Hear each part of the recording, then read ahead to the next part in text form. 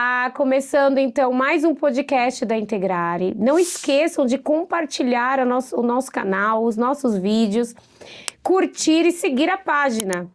Hoje estamos novamente com a Aline, que é psicóloga aqui da Integrare, e que a gente vai abordar, né, Aline, o tema da live.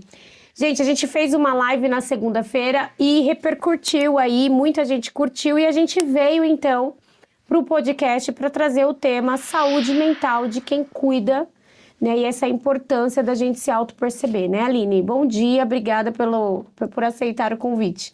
Imagina, eu que agradeço esse convite. Bom dia a todos. Como a Camila disse, me chamo Aline, sou psicóloga clínica, trabalho aqui na Clínica Integrare com terapia cognitivo-comportamental, que é a abordagem escolhida e a abordagem que eu venho me especializando. Eu tenho formação, atualmente faço especializações também em terapias cognitivos comportamentais, que é um sistema de TCCs, né, que são várias especificidades da TCC. Estou me especializando também em psicopatologia, que é o conhecimento dos transtornos mentais. E esse conhecimento, né, tem me ajudado bastante a levar para a clínica uma psicoterapia baseada em evidências, que é o que eu atuo, que é o que eu tanto gosto de trabalhar. E aí esse tema da live, saúde mental de quem cuida, é um tema que eu gosto bastante também, porque leva muito essa questão dos adultos, da responsabilidade, da autorresponsabilidade de olhar para si de uma forma a se preservar, a se valorizar. E aí esse conhecimento da psicopatologia, das TCCs, acaba ajudando e acaba favorecendo, e é uma opção também de tratamento para levar para essas pessoas, para esses cuidadores. É super interessante, né, a sua formação aí dentro da terapia cognitivo-comportamental.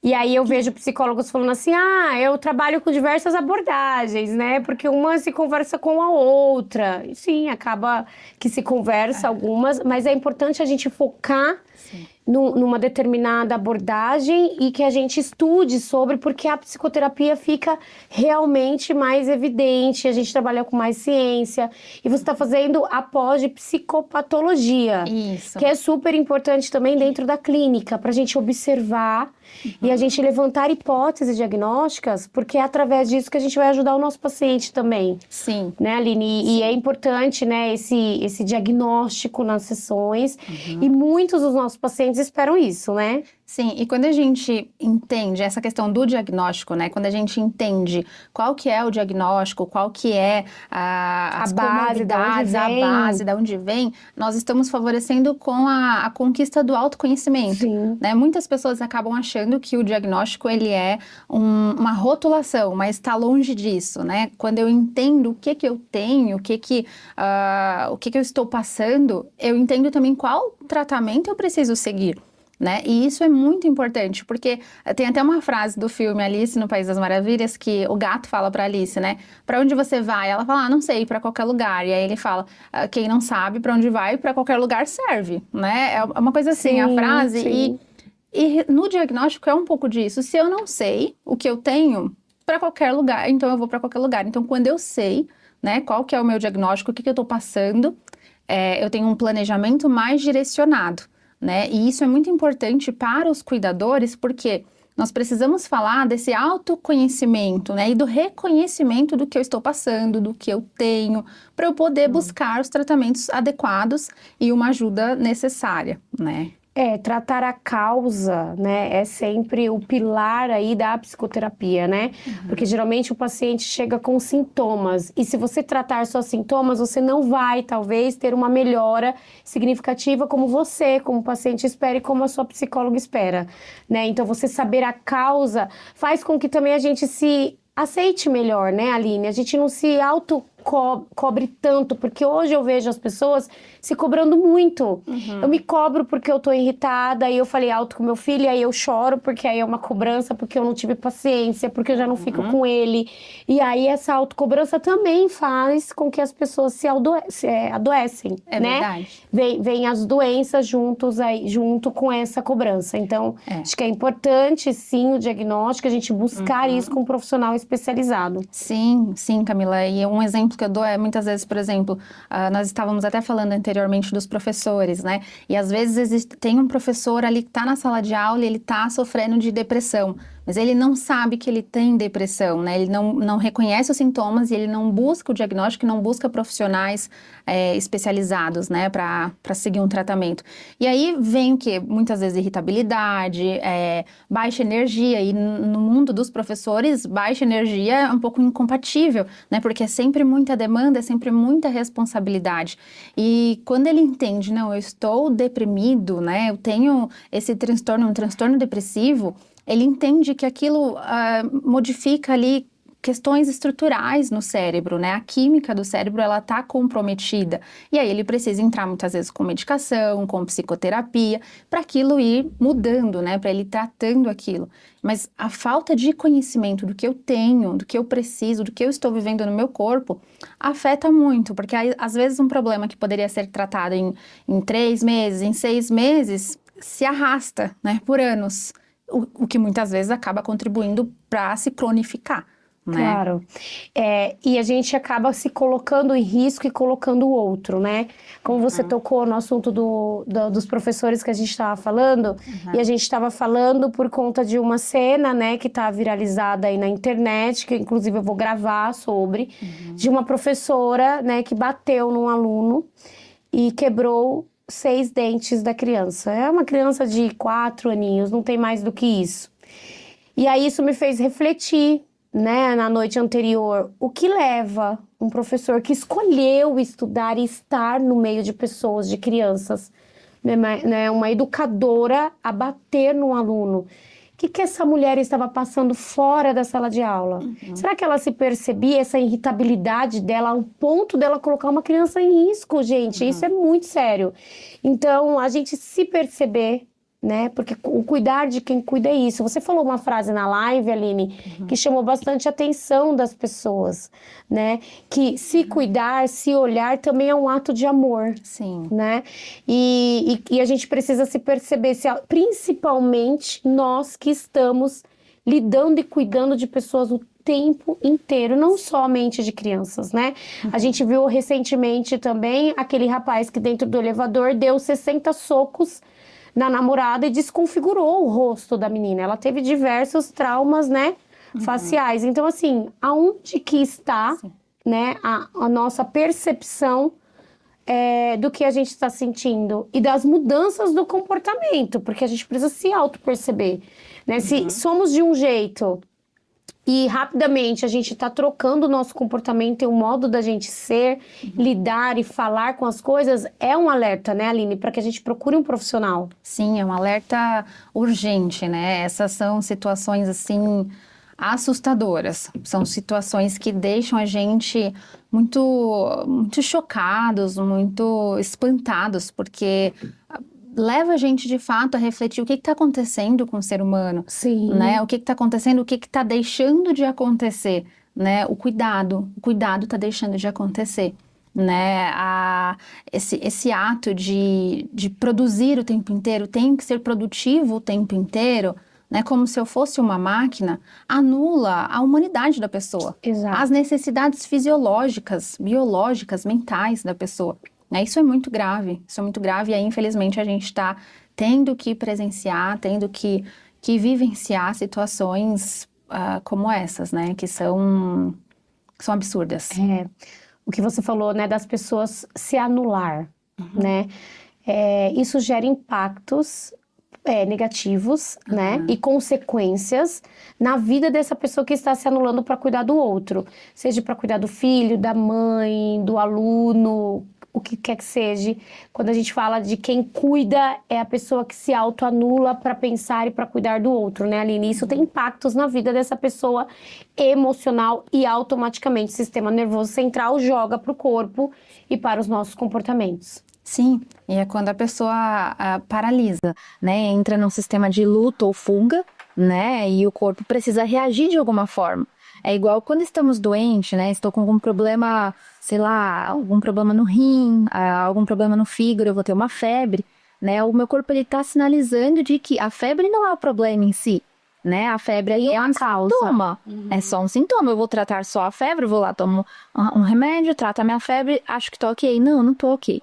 Né? A febre foi só um sintoma, foi o meu corpo avisando, olha, tem algo de errado ali. Né? Então, quando nós estamos percebendo sintomas físicos, sintomas comportamentais físicos, como instabilidade, muitas vezes tremores, né? Sudorese, nervosismo, uma baixa de energia, assim, né? A insônia, né? O sono irregular. Às vezes as pessoas normalizam o sono irregular. E o sono, ele é importantíssimo para que, principalmente quem trabalha com crianças, quem trabalha com cuidado de pessoas que precisam de cuidado, né, precisa priorizar o sono. Então, quando a gente negligencia esses sintomas, nós estamos negligenciando um possível problema muito grave. Sim, estamos se anulando, né? Tem acho que eu usei esse exemplo na live também, Camila, que é um ditado, né? As pessoas usam muito, que fala do avião, né? Então isso serve muito para mães, principalmente, né? Que às vezes coloca, de fato, o filho sempre em primeiro lugar. E é um instinto maternal, né? É totalmente compreensível. Se você perguntar para qualquer mãe, quem vem primeiro? Meu filho. Sim. Né? A Camila é mãe, também a Camila sabe, minha filha. Mas muitas vezes esse impulso de colocar o filho sempre em primeiro lugar acaba, sem perceber, prejudicando a própria criança. De que forma, né? Quando eu me anulo, quando eu deixo de reconhecer as minhas necessidades, né? Quando eu deixo de cuidar de mim, isso vai afetar diretamente no meu filho. Né? Diretamente. Aí tem um exemplo do avião que fala assim, que quando cai, a aeromoça dá as orientações, né? Se cair máscaras de oxigênio, primeiro coloque em você e depois na sua criança, né? Depois no seu filho. E por que isso? Porque se eu for colocar primeiro meu filho, vou colocar primeiro no meu filho, vai me faltar oxigênio, eu vou entrar em pânico e não vou conseguir colocar ele, vai ficar eu e a minha criança ali prejudicada, né, sem oxigênio. Então, primeiro eu coloco em mim, porque aí eu tendo ar suficiente, eu vou lá e vou conseguir colocar com mais facilidade e com mais eficiência na minha criança. Então, quando a gente fala, não, pais, mães, cuidadores, não se anule, nós estamos falando de cuidar do outro, como você disse, né, na frase que eu tinha citado. É um ato de amor, né? E às vezes, culturalmente, nós entendemos que cuidar de si mesmo é um egoísmo. Né? Aprendemos isso culturalmente, socialmente, não. Primeiro é o outro, né? Primeiro não é você, né? E se eu me priorizar, se eu fizer algo, se a criança faz, às vezes ela é até corrigida pelos pais. Não, primeiro é o seu amiguinho, depois é você, deixa ele brincar com seu brinquedo, né? Às vezes a gente acaba ensinando isso culturalmente e vamos reproduzindo isso na vida adulta, né? Só que quando a gente se prioriza, quando a gente não se anula, nós estamos cuidando também do outro, porque se uma mãe, se um pai, se um professor tá bem, ele vai oferecer um serviço de cuidado muito mais eficiente e com muito mais qualidade. Eu acho que tudo que você trouxe aqui é muito importante, né? Quando eu iniciei a faculdade de psicologia, nossa, lá atrás, eu iniciei em 2012. Quando que foi, Aline? Eu acho que foi 12, 13, foi por aí. 12, 13. Então, quando eu iniciei, eu ouvia muito dos professores falando pra gente trabalhar com prevenção. A psicologia é preventiva. Só que hoje, a gente já trabalha com a doença. É muito difícil. Eu não pesquisei em artigo científico, nem sei se existe, Aline, aí você pode me confirmar, se existe também dados falando que, sei lá, 10% da população somente procura por uma prevenção. Eu não sei em dados... É muito baixo. É muito baixo. O índice é muito, muito baixo. A maioria das pessoas deixam para procurar, de fato, isso não só com saúde mental, mas com saúde física também, Sim. Quando já tá bem grave. Exatamente. Então, as pessoas não fazem uma prevenção. né? Se anulam, espera vir a doença e aí procura o profissional.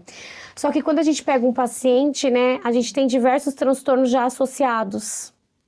Então, a gente tem uma ansiedade, a pessoa talvez começou com uma ansiedade, não tratou dessa ansiedade, anulou, né? Anulou a causa e muito que os sintomas também, porque eu tô sentindo irritabilidade, sudor, e eu vou me deixando. Né? E com isso, né, Aline, vem os fatores de risco, que é aquela professora que bateu na criança e quebrou 6 dentes. Né? Então, a gente acaba se colocando em risco e colocando o outro, que é o que a gente já comentou aqui, né? Então, esses fatores de risco, a gente também precisa estar atento em alerta com isso. Eu me anular, eu coloco a minha vida e das pessoas que estão à minha volta. E aí entra muito aquilo que você falou, né? Quando a gente se anula também, a gente não percebe que isso vai impactar nos nossos filhos. Como? Porque o ambiente ele é modificado. Quem faz o ambiente somos nós que moramos na casa. Então, se eu tô mais irritada, esse ambiente fica como? Essa criança fica como? Né? Essa pessoa que tá acamada fica como? Né? Então, acaba que a gente também tem essa mudança no ambiente, né? Sim. Sim, e falando nessa questão de ambiente, o próprio ambiente em si, na grande maioria das vezes, ele é um fator de risco, né? Então, por exemplo, um contexto escolar. Um contexto escolar, para os professores, para os funcionários de uma escola, ele é um fator de risco para a saúde mental quando a gente pensa no estresse que é aquela rotina. E principalmente, assim, até entrando num assunto mais amplo, que é a questão da falta de suporte que acontece, né? Que existe muitas vezes, né? Eu lembro, Camila, que eu fiz o meu trabalho de conclusão de curso, que foi o meu TCC, que foi sobre a participação dos docentes no processo de inclusão. E eu lembro que quando a gente estava fazendo esse trabalho na escola, eu lembro de alguns professores se queixarem muito da falta de suporte, da ausência do Estado, do governo para auxiliar em treinamentos, em programas, exatamente. E eu lembro quanto isso deixava eles ali entristecidos, muitas vezes com raiva também. Então, olha o fator de risco. Né, o ambiente, a falta de suporte. Isso, além da questão da função, né, ali, do cuidado, existe também a questão do sistema, né, da ausência de suporte do sistema. Então, nós precisamos estar atentos que, muitas vezes, o próprio ambiente ele já favorece, né, já é um fator de risco. E, além de tudo, tem a questão que eu trabalho, tem esses fatores de risco, mas tem os fatores pessoais, que são a minha vida pessoal, né? Os meus problemas familiares. Então, a mãe que tem um problema com a irmã, que tem um problema com a mãe dela ou com o pai dela, né? Então, problemas familiares, problemas nos relacionamentos. E aí, aquele cuidador, ele precisa estar atento ao quê? Ao conjunto todo, né, da obra, e não só a função escola. Então, eu sou professor, eu só tenho que entrar dentro da sala de aula e dar uma aula, eu tenho que entrar dentro de uma sala de terapia e fazer a terapia. Não, né? Ou o médico tem que entrar dentro de um consultório e fazer a medicina ali. Não, não é só isso, né? Quando você entra ali, você não é um robô, você é um ser humano, né? Fora desse ambiente, você é uma pessoa e muitas vezes uma pessoa que tem problemas. Então, os problemas dos relacionamentos familiares também são fatores de risco. E, além de tudo, também outro fator de risco importante são questões genéticas. Às vezes eu já tenho na família uma tia que tem depressão, um pai que tem transtorno bipolar, né? Uma mãe que tem transtorno de estresse agudo. Né? Então, a gente precisa estar atento aos fatores genéticos, porque isso vai ter uma influência significativa em mim, né? Sim. E também. Sim. E eu acho que aí já entra algumas estratégias de enfrentamento, né, Aline? Desse autocuidado. Hoje a gente sabe, eu acho que a grande maioria das pessoas já sabem que elas precisam fazer psicoterapia. Né?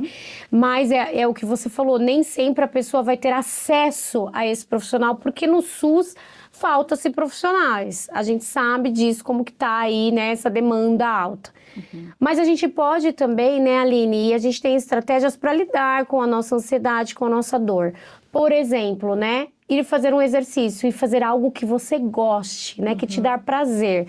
Hoje a gente vive num mundo que as pessoas estão no automático. A gente vive no automático. A gente acorda, a gente não come bem, a gente vai pro serviço, a gente fica a maioria do tempo, né? Algumas pessoas sentada, porque o trabalho é sentado na frente de um computador, ou ali falando com pessoas. E aí a gente vai pra casa, aí é janta, é filho, enfim. A grande maioria tem essa rotina. E a gente não sai disso, né, Aline? E um exercício físico e fazer o que se gosta, né? E uma natação e uma aula de dança também é uma estratégia de enfrentamento, né? Sim, sair desse automático é fundamental, porque o nosso cérebro ele não aguenta tanto tempo de estresse. E se eu não tenho um tempo de descanso intencional, mesmo no sábado, no domingo, mesmo no meu dia de folga, o meu cérebro ele tá ali, ó, no looping do estresse da função, do estresse do cuidado, das demandas. Então, eu costumo orientar sempre em psicoterapia que as pessoas reservem um dia no meio da semana para quebrar a semana. Então, por exemplo, numa quarta-feira, ao invés de eu jantar como eu sempre janto, eu vou pegar o meu marido e eu vou jantar fora, né? Ou então, não posso ir no restaurante hoje. O que a gente pode fazer? A gente pode fazer um jantar especial, um jantar diferenciado, ou a gente pode fazer uma noite do cinema com a família, né? Uma noite de jogos, algo ali que dê para quebrar aquela rotina. Então, numa quarta-feira, eu vou fazer alguma coisa diferente, que é para você quebrar aquele estresse do automático, né? Muitas vezes a pessoa, na segunda-feira, ela tá muito sobrecarregada, porque é o começo de semana, e na sexta-feira, ela já tá ela tá cansada, mas ela tá um pouco mais aliviada, porque sabe que tem o sábado e o domingo. Então, assim, eu não preciso esperar sábado e domingo, eu não preciso esperar as férias para descansar. Eu posso, ao longo da minha semana, ir colocando pausas intencionais. E eu acho que essa questão da intenção, ela muda completamente o contexto. Porque se eu não tenho a intenção de descansar, eu posso estar de férias, que eu não vou descansar. O meu cérebro não vai permitir isso. A intenção de eu mereço, eu preciso descansar e eu vou descansar, essa intenção, ela quebra esse automático. Então, essa é uma estratégia de enfrentamento muito importante para tentarmos reverter esse sistema automático e os prejuízos e os danos que tudo isso causa nas pessoas. Sim. Até porque se a gente pensar, nem no final de semana, né, sábado e domingo a gente se dá um tempo. A grande maioria das pessoas estão lavando, passando, cozinhando, né? Porque na semana trabalhou, teve uma rotina exaustiva, vivendo no automático. E ao sábado, domingo, eu também não faço algo que eu gosto, né? Exato. Que eu goste. Então, eu não me permito nem descansar. É engraçado, eu tava conversando com as meninas da clínica e eu falei que, gente, eu tô me percebendo que quando eu paro, eu me sinto culpada. Olha só, que doido isso. Às vezes eu tô no sofá e eu falo, vou assistir um filme. Aí eu falo assim, vou assistir um filme com tanto relatório que eu tenho que fazer. Eu tenho 3 cursos em aberto, eu tenho uma pós que teve, ontem mesmo eu tive pós e eu não consegui assistir. Sim. Então aí eu já começo, sábado eu tenho que assistir essa aula, porque tem atividade, porque eu não posso acumular. Então, olha que doido o nosso cérebro. Mas eu tô me percebendo, isso é importante. Entra na estratégia também, né, Aline? De se auto-perceber, né? De se auto-perceber. O que está acontecendo comigo, que eu tô me sentindo culpada num momento que não é pra você se sentir culpada. Né? Você parar ali 1 hora do seu dia pra você assistir uma série ou um filme, todo ser humano precisa disso. E não é que a gente vai fazer isso todos os dias. Porque antigamente, Aline, eu pego o exemplo da minha avó, que não trabalhava fora, né? Veio da roça, e aí quando veio para São Paulo, não se trabalhava, se cuidava dos filhos. E quem saía era o marido para se trabalhar, né? Que também era uma forma de trabalho, né? Que também era uma forma de trabalho. Mas você pega... as pessoas que são mais antigas, elas trabalhavam em casa. Mas elas tinham um tempo, 5 horas, 4 horas da tarde, para assistir Sessão da Tarde. Né? Tem aquela novela, eu acho que até passa ainda aquela... Vale a pena ver de novo. Vale a pena ver de novo na Globo. Eu lembro disso. A minha avó, vai passar novela, silêncio. Então, assim, ela fazia as coisas pra ela ter uma pausa. E aquilo ali era algo que ela se sentia... Prioridade, né? E ela sentia prazer naquilo. Só que hoje, quem assiste Sessão da Tarde? Nossa, tem anos que eu mesmo não consigo assistir. É verdade. Né? Mas era um momento em que as pessoas tinham. Acabou a Sessão da Tarde, agora eu vou fazer a janta. Porque o meu marido vai chegar.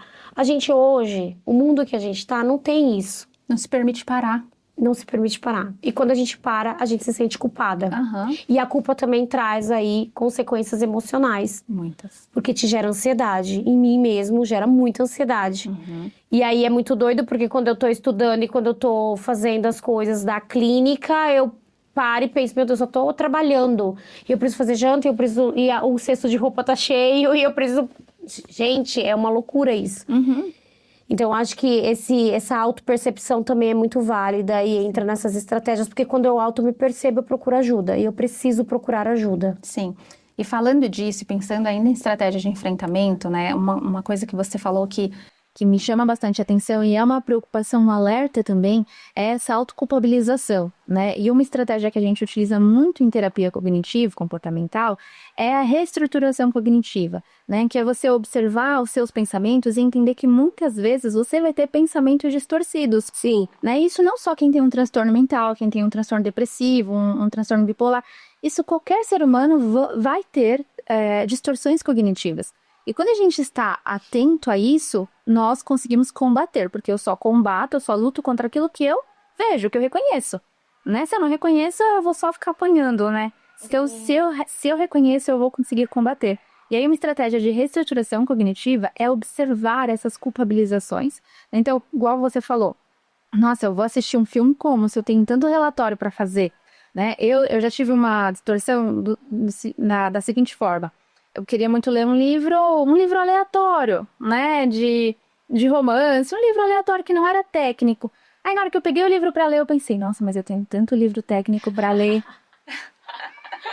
Eu tenho tanto livro teórico para ler, para colocar em dia. Então você percebe, olha ali, a culpa.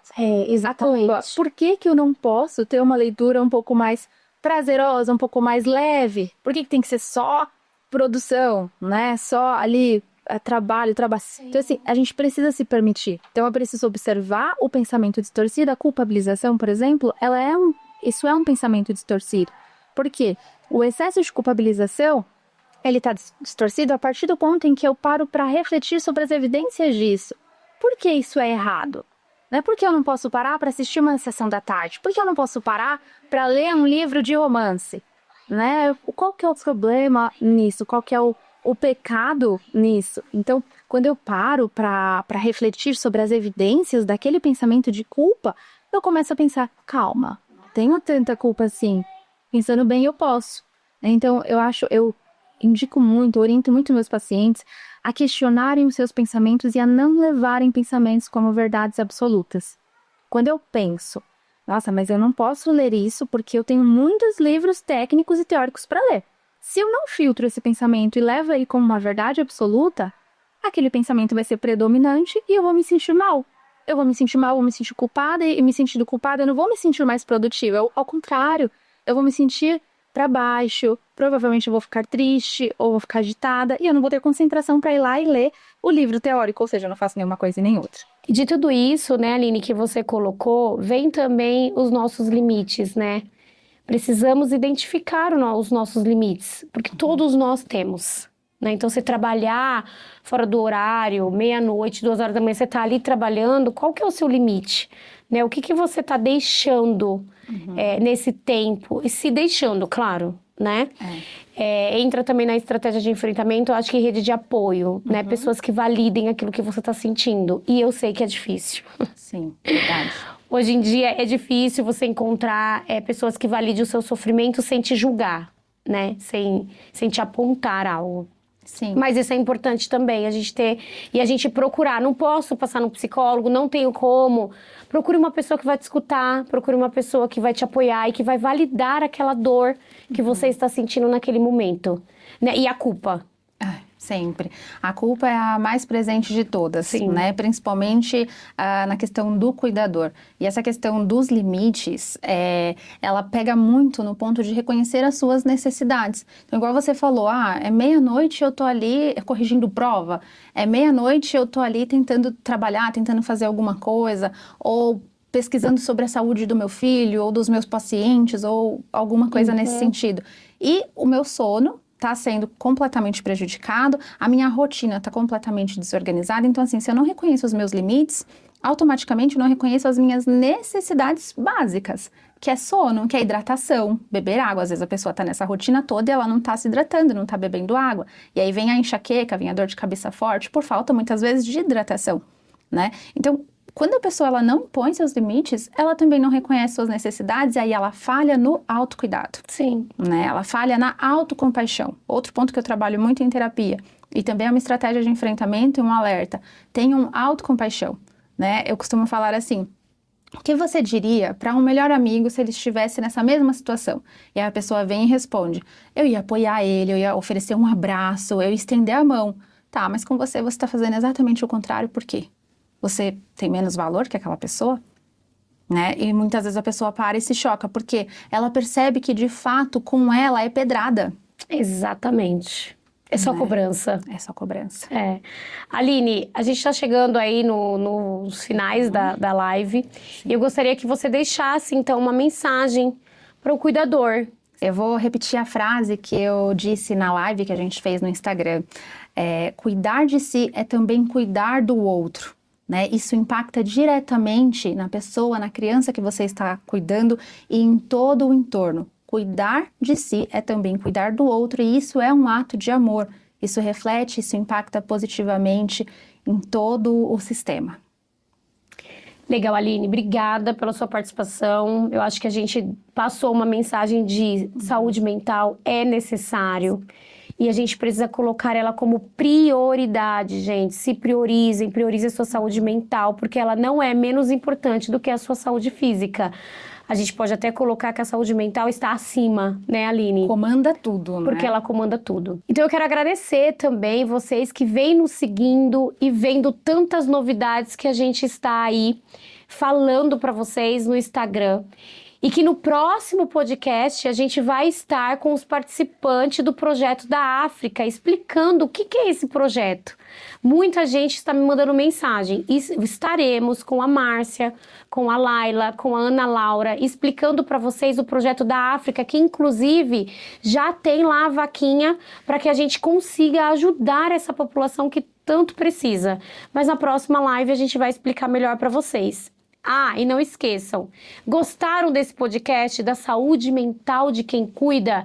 A Aline é uma das nossas coautoras do livro Autismo Muito Além do Diagnóstico, que vai ter o lançamento no dia 29, né? Então, que se vocês gostaram dessa live, se vocês querem se aperfeiçoar mais nesse assunto de cuidado, né, Aline? A Aline vem com um capítulo dela falando exatamente sobre isso na terapia cognitivo-comportamental. Então já corram, adquirem o seu livro, reserve, porque a gente vai ter ele amanhã, né, Aline? E são poucos exemplares, gente, porque já estamos pensando numa segunda edição desse livro em 2026. Então a gente tem poucos exemplares para vender.